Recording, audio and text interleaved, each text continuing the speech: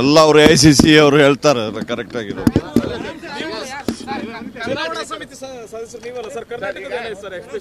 ಕರ್ನಾಟಕದ್ದು ಎಲ್ಲ ಏನಾಗಿದೆ ಅಂದ್ಬಿಟ್ಟು AICC ಅವರು ಹೇಳ್ತಾರೆ. ನಾವು ಎಲ್ಲ ಡಿಸ್ಕಸ್ ಮಾಡಿದೀವಿ. ಫೈನಲ್ ಆಗಿದ್ರೆ AICC ಅವರು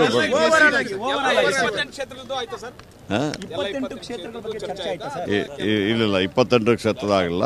ಎಲ್ಲ ಎಲ್ಲಿ ಸಿಂಗಲ್ ನೇಮ್ಸ್ ಬಂದಿದೆ ಅದನ್ನೆಲ್ಲ ನೀವು ಒಳ್ಳೆ ಲಾಯರ್ ಹೇಳ್ದಂಗೆ ನಮಗೆ ಕಾಸು ಮಾಡ್ತಿಲ್ಲ. I think within 1 or 2 days ಒಳಗಡೆ ಅಂದ್ರೆ 10 ರಾಜ್ಯಗಳ ಪೈಕಿ 60 ಕ್ಷೇತ್ರಗಳ ಬಗ್ಗೆ ಚರ್ಚೆ ಆಯ್ತು ಅಂತ ಹೇಳುತ್ತೆ.